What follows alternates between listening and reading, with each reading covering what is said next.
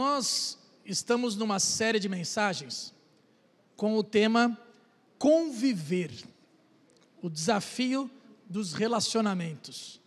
Esse desafio da convivência, conviver, o desafio dos relacionamentos. E aí, conversando, pensando sobre isso, eu lembrei de uma passagem onde tem um conflito. Eu pensei, por que não a gente conversar sobre conflito? Porque conflitos são necessários. Nós não gostamos de conflito. E eu já começo confessando a vocês que quem vos fala é alguém que foge de conflito. Não gosto de conflito. Não sou, pela minha personalidade, jeitão, não gosto de entrar em conflito, briga, porque é desgastante, é difícil, nem todos gostamos, mas conflitos são necessários.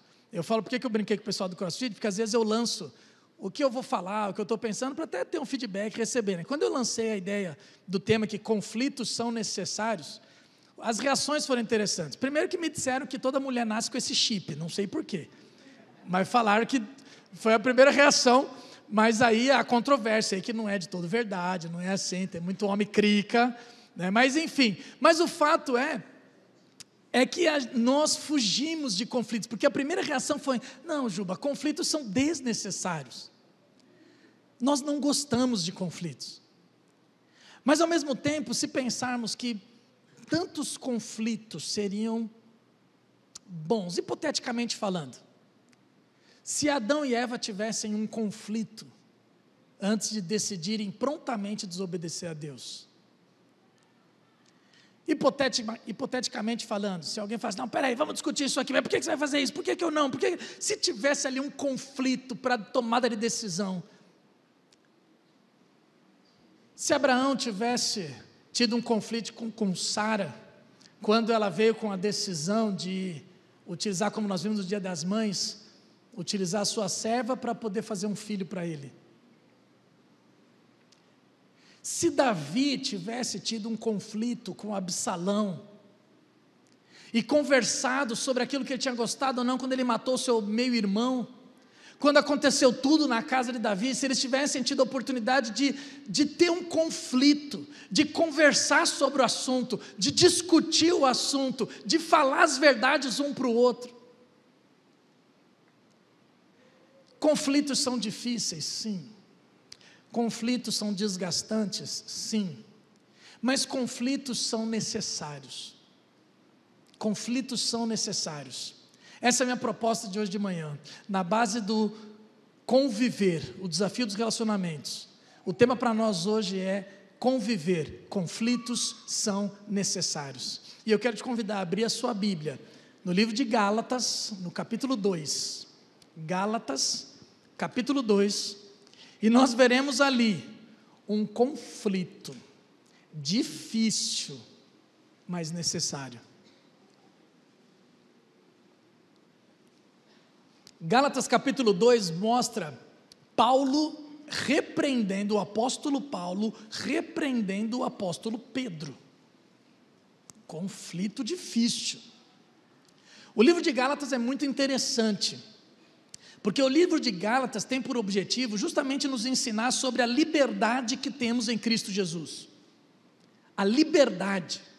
A ideia de que nós não somos salvos pela lei, sim pela graça. Nós somos justificados pela fé. Era até chamado e conhecido o livro de Gálatas como o livro de Lutero, porque ele cita justamente sobre nós sermos justificados pela fé.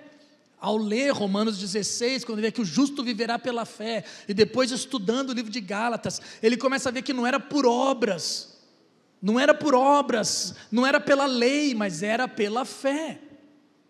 Inclusive Russell Shedd, quando fala desse texto, que inclusive esse versículo se encontra, versículo 16 do capítulo 2 de Gálatas, que é o tema central, que nós somos justificados pela fé, e não por obras, e não pelo nosso comportamento, e não pela lei de Moisés, que a partir dali, todo o restante do livro é comentário sobre esse assunto.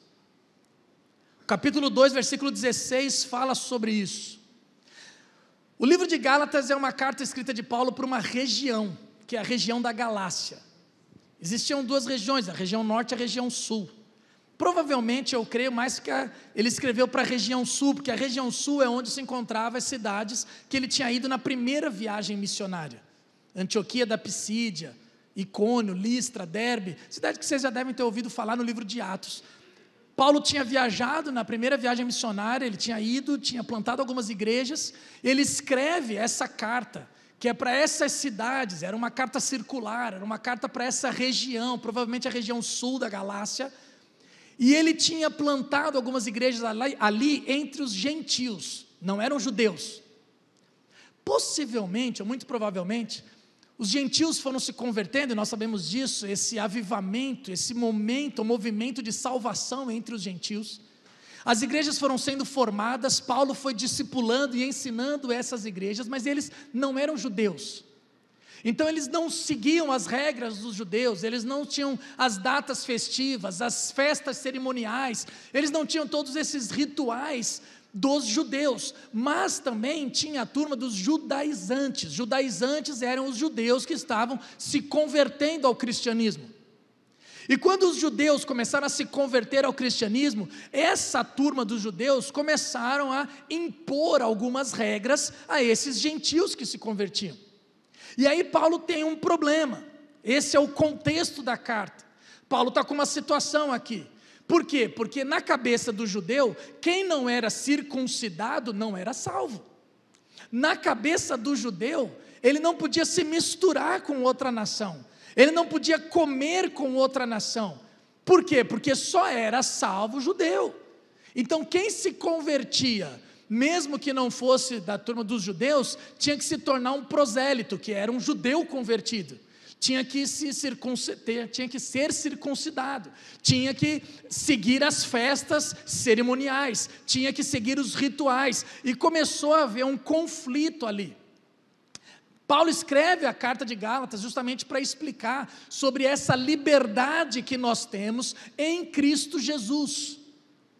E dentro desse contexto que acontece uma situação muito interessante, que é o trecho que nós leremos. Então acompanhe comigo, Gálatas capítulo 2, a partir do verso 11, que diz assim: quando, porém, Pedro veio a Antioquia, enfrentei-o face a face, por sua atitude condenável. Pois antes de chegarem alguns da parte de Tiago, ele comia com os gentios.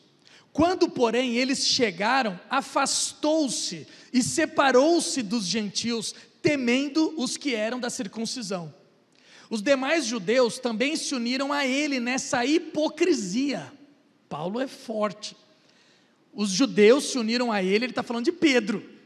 Os judeus também se uniram a ele nessa hipocrisia, de modo que até Barnabé se deixou levar. Quando vi que não estavam andando de acordo com a verdade do evangelho, declarei a Pedro diante de todos: você é judeu, mas vive como gentil e não como judeu. Portanto, como pode obrigar gentios a viverem como judeus? Nós, judeus de nascimento e não gentios pecadores, sabemos que ninguém é justificado pela prática da lei, mas mediante a fé em Jesus Cristo. Assim nós também cremos em Cristo Jesus para sermos justificados pela fé em Cristo e não pela prática da lei, porque pela prática da lei ninguém será justificado. Se, porém, procurando ser justificados em Cristo, descobrimos que nós mesmos somos pecadores, será Cristo então ministro do pecado? De modo algum. Se reconstruo o que destruí, provo que sou transgressor, pois por meio da lei eu morri para a lei, a fim de viver para Deus.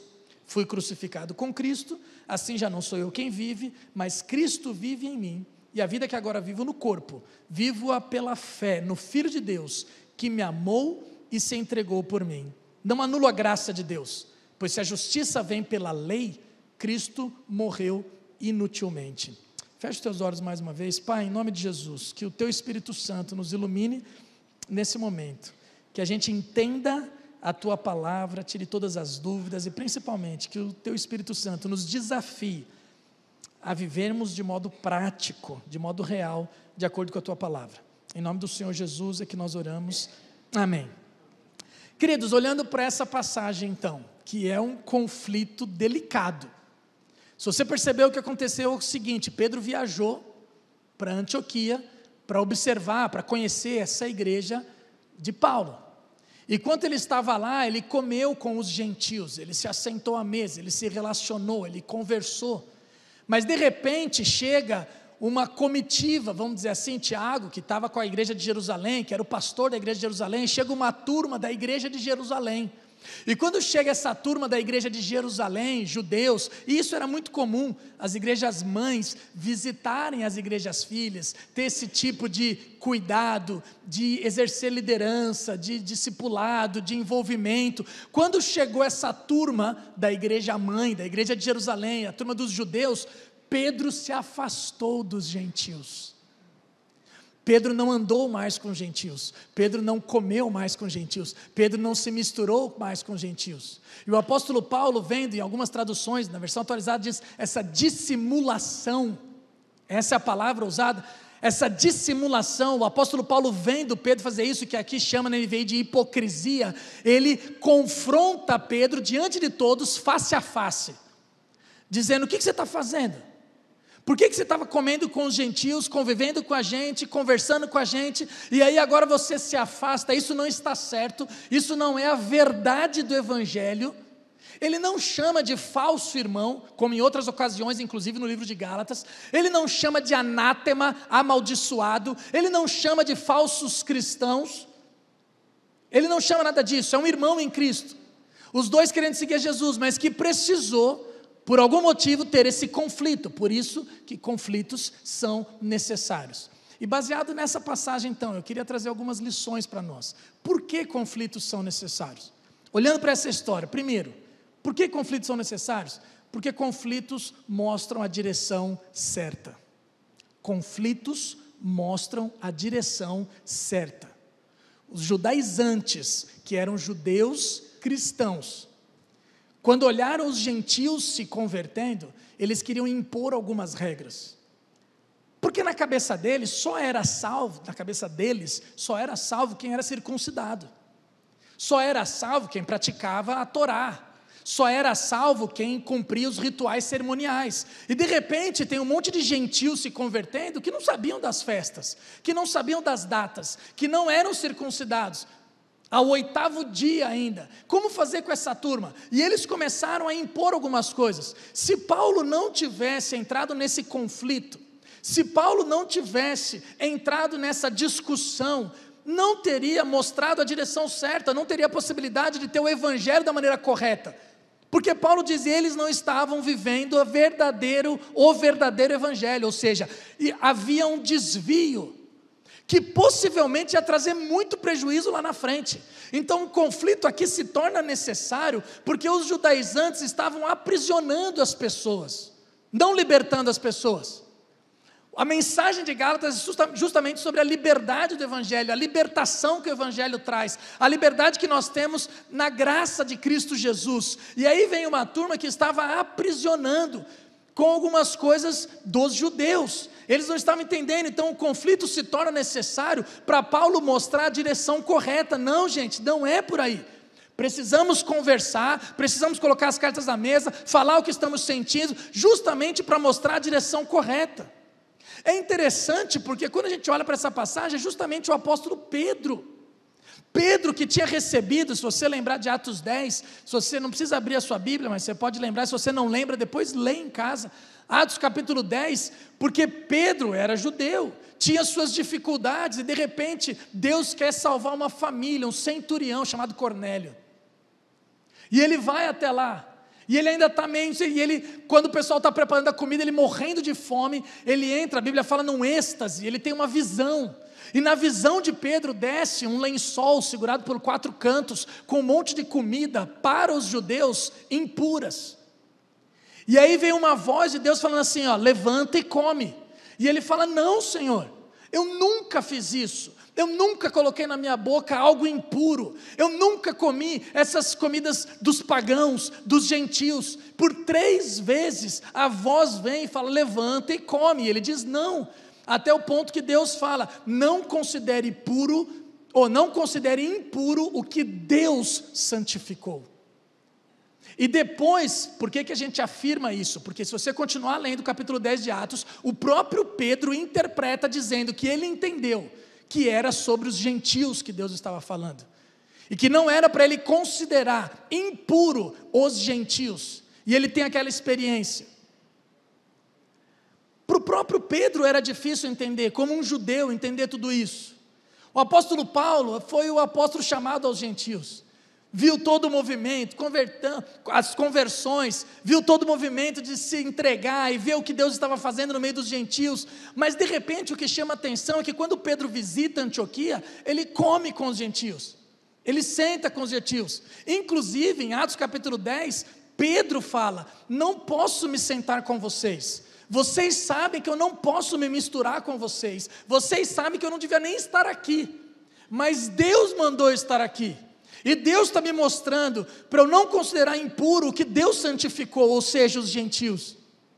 E aí quando nós encontramos capítulo 2 de Gálatas, essa é a história, onde Paulo vai narrando meio fora de tempo, porque se você perceber, no início do capítulo 2, ele vai falar de quando ele chegou até os discípulos, ele não conhecia ninguém, Barnabé fez essa introdução a ele, fez esse alinhamento junto com os apóstolos, para ele conhecer a turma, para ele falar o que ele estava pregando, tudo no início do capítulo 2, e quando ele percebe essa situação, você vê que até Barnabé estava influenciado já, até Barnabé estava se deixando levar por esse desvio do evangelho sobre os gentios.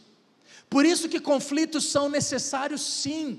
Conflitos são necessários porque mostram a direção correta. Conflitos são necessários porque a gente precisa falar: não, gente, não é por aqui, é por aqui. Se Paulo não se posicionasse, se Paulo não falasse, se Paulo não brigasse com outro apóstolo, uma situação super delicada, aquele desvio do evangelho poderia tomar proporções maiores. Conflitos são necessários porque mostram a direção correta. Mas um segundo ensinamento que eu vejo nessa passagem: por que conflitos são necessários? Porque conflitos modelam pessoas. Conflitos modelam pessoas. Parece não. E aqui é interessante, porque tanto para o bem quanto para o mal. Conflitos são necessários porque modelam pessoas. Se você perceber, o que Pedro estava fazendo, já estava modelando, porque no texto diz que outros judeus já estavam indo para o mesmo caminho, e ele fala: e até Barnabé. A impressão que dá, você conhece Paulo e Barnabé e toda a história, já de conflito na segunda viagem, quando eles se separam, mas a ideia é que ele se espanta, até Barnabé está se deixando levar por essa hipocrisia, ou em algumas traduções, dissimulação. Até Barnabé está indo nessa. Então era necessário o conflito, porque trazia a oportunidade, inclusive de modelar Barnabé e esses judeus, trazer de volta para a verdade do evangelho. Se Paulo não tivesse entrado nesse conflito, se Paulo não tivesse assumido a postura de conversar com Pedro, de expô-lo, sim, mas publicamente tinha que conversar sobre isso, esses outros judeus, e inclusive Barnabé, não teriam tido a oportunidade de aprenderem sobre o verdadeiro evangelho, e de voltarem e repensarem o seu comportamento. Conflitos são necessários, porque quando nós temos esse tipo de posição como igreja, nós temos a oportunidade de modelar outras pessoas para a verdade do evangelho. Por exemplo, se a gente pensar num conflito que se torna necessário, um conflito sobre a doutrina correta. Hoje nós vemos tantas pessoas na internet falando o que quer. Hoje você tem internet, você tem uma possibilidade, você abre um leque, você tem de tudo, para ouvir o que você quiser.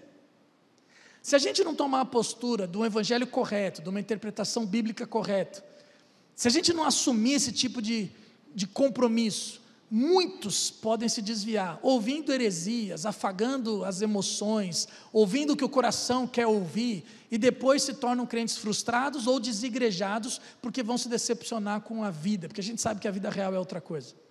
Agora, quando nós assumimos o compromisso, a postura, de entrarmos em um conflito sobre doutrina, por exemplo, nós temos a oportunidade de modelar uma geração que vai zelar pela palavra de Deus. Nós temos a oportunidade de modelar uma geração que leva a sério as Escrituras Sagradas, que tem reverência por ela. Conflito sobre santidade. Tem muita gente que fala assim, não dá para falar sobre santidade na igreja, porque senão está muito ultrapassado, porque essa geração, porque os jovens têm que fazer o que quer, têm que ser feliz. Se a gente não entrar num conflito sobre santidade, o que vai ser da próxima geração? Quando nós assumimos um conflito sobre santidade, por exemplo, nós ensinamos ou modelamos, ou temos a oportunidade de modelar a próxima geração a não se moldarem aos padrões desse mundo, mas a lutar para serem sal da terra e luz do mundo, em uma geração corrompida e depravada, como fala Filipenses capítulo 2. Nós estamos, por exemplo, no Maio Laranja. O Maio Laranja é o mês que fala sobre essa questão da prevenção ao abuso sexual infantil, à exploração sexual infantil. Tivemos uma palestra sexta-feira à noite na célula, juntando os pais da escola, no Diálogo Pais, também para falar sobre esse tema. Sábado que vem, próximo sábado agora, dia 25, de manhã, vai ter uma passeata na Zona Sul, onde vai falar sobre o Maio Laranja, onde vamos levantar a bandeira. Nossa igreja estará representada lá por um grupo, onde vai levantar essa bandeira do Maio Laranja, falando, conscientizando essa questão de abuso sexual infantil, exploração sexual infantil. Conflitos são necessários. É só ver o que está acontecendo no Rio Grande do Sul. Em meio aos abrigos com tanta gente, crianças têm sido abusadas. E isso não é fake news. Ao mesmo tempo, quando você fala em teologia, muitas pessoas estão indo aí, botando a cara a tapa para dizer que o que aconteceu no Rio Grande do Sul é culpa dos gaúchos, porque tem pouca igreja, porque tem centro espírita, porque tem terreiro de Umbanda e um monte de coisa. Gente, hoje nós estudamos Jó na EBD. Sofrimento, quando entra em sofrimento humano, a gente não entra com resposta de bate-pronto assim. A igreja tem mania de querer dar resposta para tudo. Pastores e profetas de internet têm mania de querer dar resposta para tudo. Quando lida com o sofrimento humano, nós não temos resposta para tudo. Nós não temos todas as peças do quebra-cabeça, a não ser que Deus tenha te revelado, que você tenha... Porque senão, como a gente falou, vai no Rio de Janeiro, onde tem a promiscuidade, teve o show da Madonna, faz uma enchente lá, que vai ser um pouco mais útil. Não, brincadeira, gente. Eu amo carioca, mas só para... Mas você vê como a gente tem resposta pronta para tudo. É claro que Deus vai fazer, é claro que tudo é espiritual, é claro que Deus tem resposta para isso. Mas a gente não pode afirmar categoricamente, porque eu não tenho todas as peças do quebra-cabeça. Só Deus tem todas as peças do quebra-cabeça. Então, quando a gente olha a questão de conflitos, alguns conflitos são necessários, sim. Porque a gente precisa se posicionar, e conflitos modelam pessoas, e a gente tem a oportunidade de modelar, de trazer exemplo para pessoas com relação ao abuso sexual infantil, com relação ao Maio Laranja, com relação à santidade para a próxima geração, com relação à doutrina para a nossa geração, que tem se influenciado com tantas heresias que tem falado por aí, para a gente criar uma geração que reverencia a palavra de Deus, que tem zelo pela interpretação correta das Escrituras Sagradas, que estuda a Bíblia e não aceita qualquer coisa, como os crentes de Bereia, que eram mais nobres que os de Tessalônica, que recebiam a palavra com toda avidez, que estavam abertos, que estavam simpáticos à palavra de Deus, mas que ao mesmo tempo examinavam todos os dias as Escrituras, para ver se de fato as coisas eram assim. Atos capítulo 17. Nós precisamos criar uma geração assim, e para isso nós precisaremos entrar em alguns conflitos. Conflitos são necessários, porque modelam pessoas, para o bem e para o mal. Porque quando a gente é omisso, e quando não entramos em certos conflitos, quando a igreja não se posiciona, também cria uma geração que vai continuar seguindo os seus prazeres.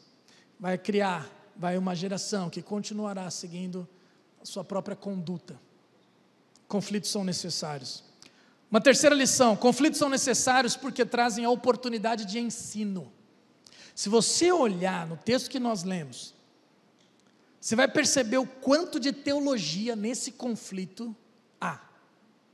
Porque só nessa explicação de Paulo, só nessa argumentação de Paulo, ele começa a falar. O livro de Gálatas, ele já fala sobre a sua teologia, né? O livro de Gálatas, Paulo está explicando a sua teologia, sobre o que ele cria na sua espiritualidade e como essa espiritualidade reverberava na sua prática cristã. Esse é o livro de Gálatas. E ele vai falar sobre como os judeus então estavam repreendendo tal, e aí ele explica sobre a liberdade cristã, sobre a justificação pela fé, sobre a questão de obras, e aí você entra nessa passagem, capítulo 2, a partir do versículo 11, quando ele começa a falar, e aí a partir do versículo 14, você vai perceber como tem a oportunidade de ensino, só nessa passagem, ele vai falar sobre eleição, sobre escolha, porque quando ele fala os gentios pecadores, ele está cutucando Pedro, dizendo assim, você acha que só os judeus então são escolhidos? Porque essa era a crença no começo, Deus, Jesus, o Messias veio para os judeus, nós não nos misturamos com gentios, nós não falamos para gentios, nós não evangelizamos gentios, e aí Paulo, até talvez num tom de ironia, falando sobre gentios pecadores, nós não somos como eles, Paulo está falando sobre eleição, Paulo fala sobre a justificação pela fé, Paulo fala sobre esse conflito entre fé e obras, que a gente tem até hoje, Paulo vai falar sobre a questão da lei mosaica, que a lei mosaica não salva, que não tem como sermos salvos pela lei, mas que nós só somos salvos pela fé em Jesus Cristo, que só a fé em Jesus Cristo pode trazer a verdadeira salvação, e Paulo vai terminar falando sobre esse mistério, que é Cristo vivendo em nós, logo já não sou eu quem vive, mas Cristo vive em mim, e esse viver que tenho na carne, vivo pela fé no Filho de Deus, que me amou e a si mesmo se entregou por mim, olha quanto de teologia tem. Então num conflito, numa discussão, abre-se uma oportunidade de ensino. Conflitos são necessários, porque quando tem conflito, a gente tem a oportunidade, não, vamos estudar juntos, vamos ver o que está acontecendo. Quer ver um conflito que a gente não gosta de falar na igreja, mas que é uma oportunidade de ensino? Disciplina na igreja. Nós não gostamos de conversar sobre disciplina, e quando você pega o apóstolo Paulo falando para Timóteo, acho que é o capítulo 5, ele vai falar que não aceite acusação contra presbíteros, senão por 2 testemunhas, mas que a liderança, os presbíteros devem ser disciplinados em público. Talvez ele já estivesse com isso na cabeça para falar com Paulo, com Pedro na frente de todo mundo, mas diz na Bíblia que a liderança, os presbíteros devem ser disciplinados em público, para que os outros vejam e temam e tremam. Oportunidade de ensino. Nós não gostamos mais de falar sobre disciplina na igreja, e é interessante que a nossa denominação é bem protegida quanto a isso. Nós temos dentro da nossa Constituição, nós temos um código disciplinar que protege todo um processo, fazendo tudo direitinho, ouvindo as testemunhas, tem todo um programa para você chegar e, se caso for necessário, inclusive, uma disciplina na frente da igreja. Parece incômodo, mas a gente precisa conversar sobre essas questões. Eu lembro a primeira vez que eu tive que disciplinar um presbítero na igreja. Muito difícil. E já confessei a vocês que sou alguém que foge desses conflitos, mas são necessários, faz parte. Se queremos ser pastores, nós vamos ter embates, né? A gente vai ter conflito o tempo todo, de quando em quando. E eu lembro como foi difícil na conversa no particular, para depois ter que comunicar à igreja, mas como isso trouxe oportunidade de seriedade, credibilidade, de ensino para a própria igreja, porque está na Bíblia. Ah, mas então a gente vai disciplinar qualquer membro? Não, membro é diferente. A Bíblia fala, se falou com o teu irmão, ele te ouviu, ganhaste o teu irmão. Você faz um processo. Se ele não te ouviu, você leva 2 ou 3 testemunhas. Se ele não ouviu as testemunhas, você leva a liderança da igreja. Se ele não ouviu a liderança da igreja, você leva a igreja toda. Vamos procurar o irmão. Só vai para a disciplina crente que é obstinado, que não quer ouvir a igreja. Tá? Não é a questão de todo mundo, mas liderança fala justamente de disciplinar em público. Disciplina traz oportunidade de ensino, e às vezes a gente quer fugir de assuntos assim. Quando a gente está numa série falando sobre relacionamentos, a gente precisa conversar sobre tudo, porque nós não queremos ser crianças bebendo leitinho. Relacionamento é ferro com ferro se afiando, amigo com amigo, é isso. Igreja é isso, é uma família. A gente vai ter pensamentos divergentes, nós vamos pensar de uma maneira diferente, Mas aí a gente tem que botar no papel, conversar, sentar olho no olho, ter esse tipo de conflito, porque tem oportunidade de crescimento, porque tem oportunidade de amadurecimento, porque tem oportunidade de ensino. No âmbito do relacionamento, sim, espaço para conflito, porque existe oportunidade de ensino. E por fim, conflitos são necessários, porque em meio ao conflito, eles nos levam a olhar para Jesus. Se você olhar o versículo 16, o versículo 20, o que o apóstolo Paulo fala, não é um conflito entre eu e você, Pedro, não é um conflito que eu quero ganhar de você, não é um conflito que eu quero vencer você, não é uma briga de argumentação, que muitas vezes nós vamos para esse caminho, para ver quem vai ganhar, quem está certo, quem está errado, quem vence na argumentação. O apóstolo Paulo, quando ele fala aqui, ele aponta para Jesus. Ele o tempo todo quer apontar para Jesus. Nós somos cristãos, nós somos seguidores de Jesus, nós somos discípulos de Jesus. Então ele fala, não é mais a gente, não é mais a lei, é Cristo que vive em nós. E esse viver que nós temos, nós precisamos viver pela fé em Cristo Jesus. É interessante que nesse conflito, por que aponta para Jesus? Paulo aponta para Jesus porque ele não considera diferente, eu estou falando de conflito nos relacionamentos internos, aqui para nós.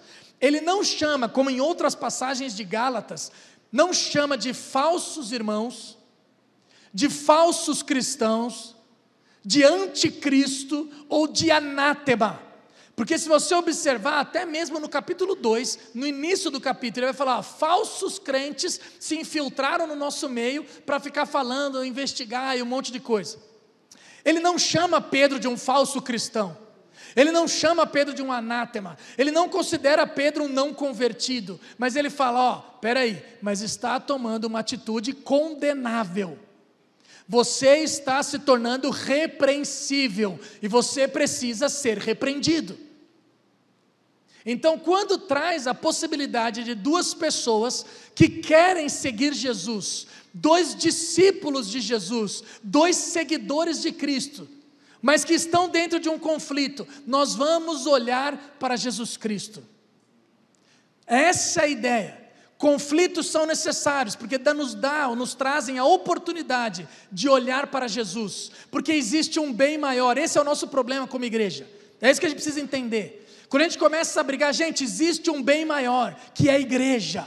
Existe um bem maior, que é a salvação do mundo lá fora. Existe um bem maior, um propósito maior, que é a vontade de Deus na nossa vida. Então não é o que eu quero ou o que você quer, não é a minha vontade sobre a sua, não é o jeito que eu gosto ou o jeito que você gosta, é a palavra de Deus.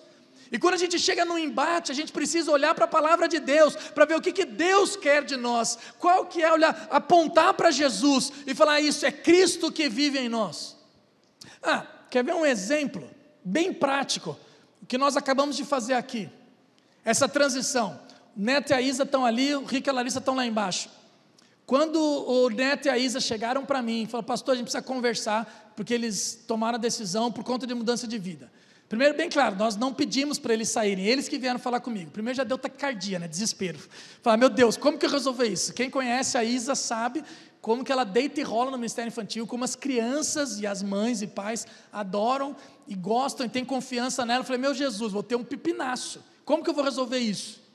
Depois, quando a gente fala de igreja, alguém que está há tanto tempo, que manja tanto, que conhece, que passeia com tamanha liberdade e tem a nossa confiança, como que eu vou fazer essa transição? E aí vem o Rico e a Larissa. Quem conhece o Rico e olha de longe, se você não conhece o Rico, você vê o quê? Um ogro, daquele tamanho, todo tatuado. Eu falo porque eu sou amigo, você vê, é um ogro. O que esse cara vai fazer com as crianças da nossa igreja? Você vê, ele vai torturar as crianças. Você já viu ele falando, a altura que ele fala? Você já deve ter escutado. Quem está desse lado, com certeza já escutou ele falando lá embaixo. Ele fala, meu Deus, o que ele vai fazer com a minha criança? Ainda mais quem tem filho pequenininho, fala, meu Deus.